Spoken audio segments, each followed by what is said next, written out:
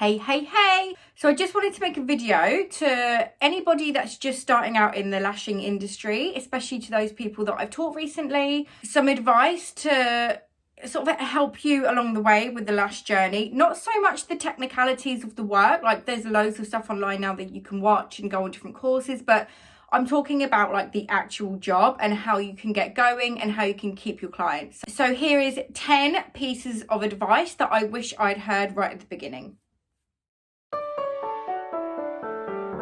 So number 1, keeping your equipment really safe. And I'm talking more about your tweezers.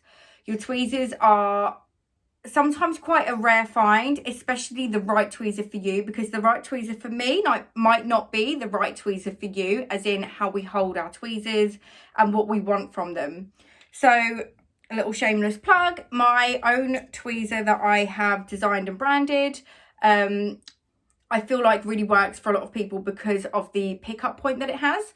So when you find a tweezer that you love, get yourself a wristband. So these are little rubber wristbands that go onto the end of your tweezer, and then if you drop your tweezer or whatever, it's not going to fall on the floor and damage. You're going to keep hold of it. It doesn't get in the way. It's not offensive while you're lashing. These are so handy. I really recommend these. This one is available from my website, which I will link down below.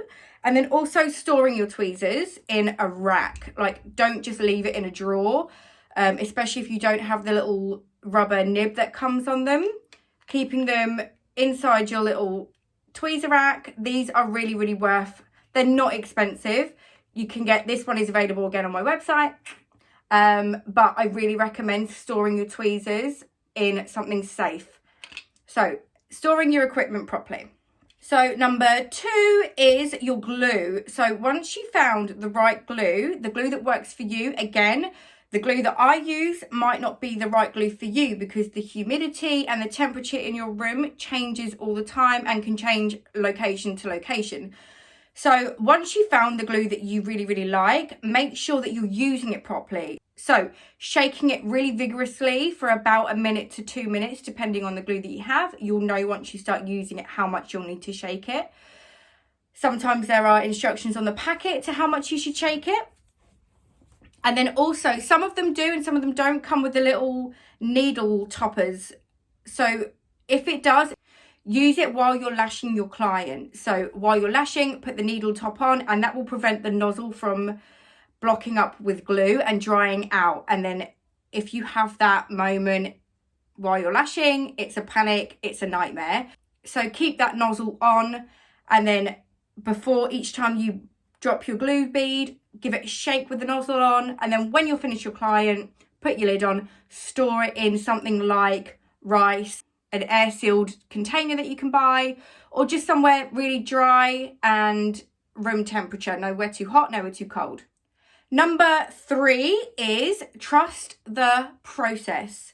When you start doing your sets, especially in the beginning, and you're not sure how they're going to look at the end, or you're still trying to figure out, you know, what does this hybrid set look like if I use 3D as opposed to 4D, or 5D as opposed to 3D, like what does it look like? You need to trust what you're doing. Don't think while you're a quarter of the way through, okay, this is an absolute mess and I'm going to give up, or start panicking, because I can remember that panic that I used to get, like, this is really not going right. Trust the process. It can look really messy as you're going through it, and it's not until right at the end that once you like brush them through and then you see through your mirror, or when your client opens their eyes, that you can see actually they look really, really, really freaking hot. Number 4. Okay, this is quite an important one to me. Your lash room will become a safe space for your clients. So people don't just buy into the work that you do. In the beginning, I feel like I did some really, really awful sets, but people do buy into people. And once you start getting to know your clients, they start trusting you, and they will start to open up to you about things in their personal lives. And your environment that you create with them and the space, it really needs to be a confidential and safe space for them to come and open up. For me, there are lots of conversations in my lash room about marriages, relationships, children, friendships, nights out, things that maybe we regret, you know, things that have happened in our past. And that's from me to my client and my client to me. So you really need to try and create that safe space for them. If they want to open up to you, that's where that information should stay. And you will really build up a relationship with your client, and they will come back and back and back if that's the kind of relationship that you might be able to build with that person. So yeah, keeping a safe space in your lash room, I think is really important, and keeping confidentiality with what people are saying to you can do your business the world of good.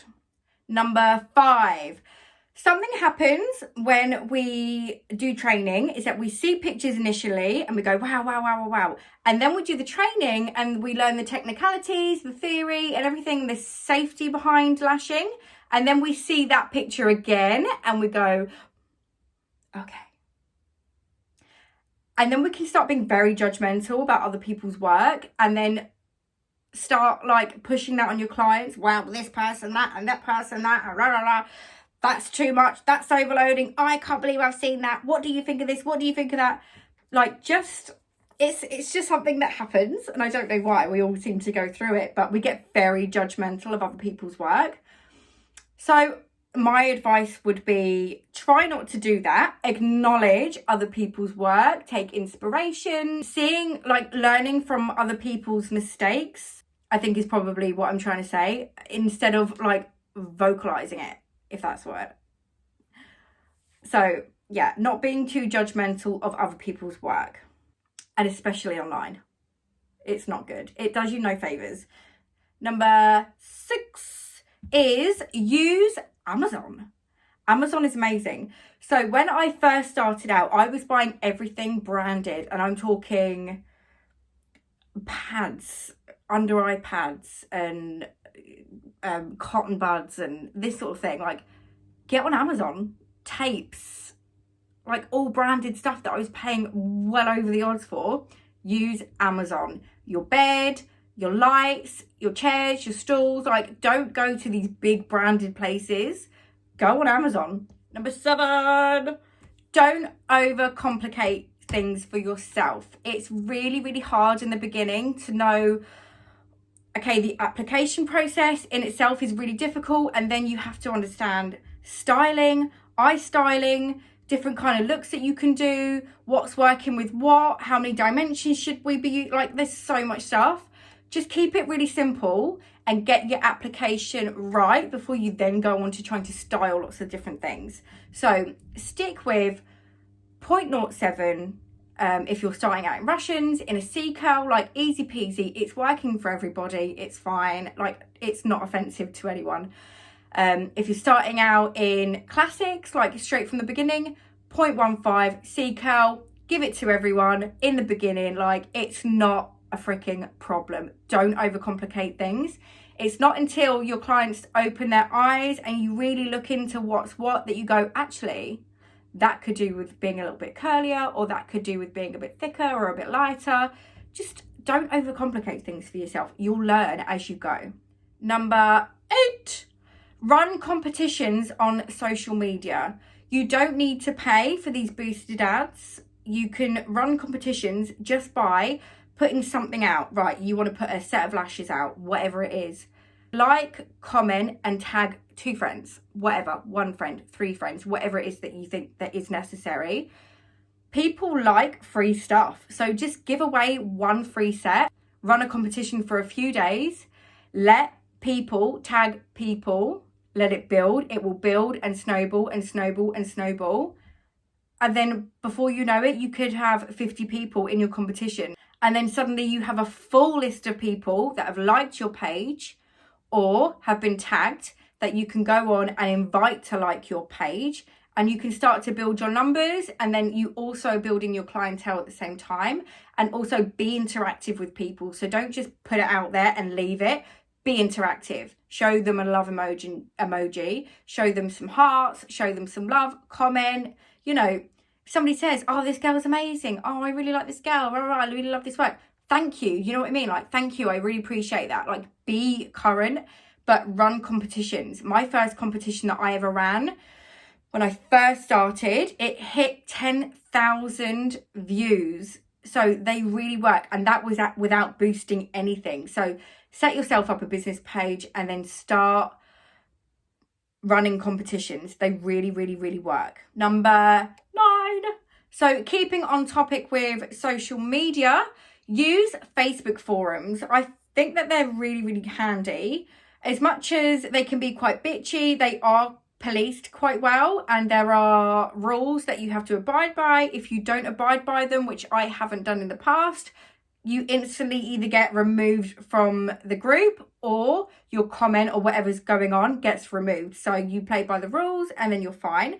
But so many people are on there asking similar questions to what you're confused about. So you answer things for each other rather than searching for the answer all the time. You can just ask people that are in the same boat, and you can either figure things out together or take advice from lots of different people. You can share pictures, comment on people's pictures, ask different mapping. If you see a picture that really inspires you, you can ask for the mapping. They're sure to give it to you. It's a really good way to communicate with other lash technicians and get more advice and help after your training, or if you're just feeling really stuck about something. And then number 10, if you're really starting out from the very, very, very beginning, use your family and your close friends, people that are in your trust circle, people that you really can rely on to give you the truth, because you don't want to start out lashing people if the lashes you're putting on are not, maybe they're hurting people or they're not quite looking right, they're not feeling comfortable. Then you need people that are going to be able to tell you the truth so that you can fix that problem before you then go out to like the big wide world and start lashing people in your area. So people like your family and friends, close friends, people that are going to tell you the truth, be really honest, but be nice. Like, I'm not going to offend you. Get lashing them, because you can lash them. You can do the worst job in the world. As long as they can give you feedback, that's the main thing. So you can just remove the set straight away. Like, it's fine, but you need feedback, and that's really what you need. So yeah, lash your family and friends. So I hope that has been really helpful. I really empathize with people from how it was for me in the beginning. I did feel a little bit lost and a little bit, I didn't really know what I was doing. There wasn't that much guidance online. So please give me a follow on Instagram. I'm really present on social media. I really empathize with you when you're starting out. So yeah, I'm here to help. That's all I'm here for. I will drop a link to my website down below. So to everyone who's about to start lashing again, good luck.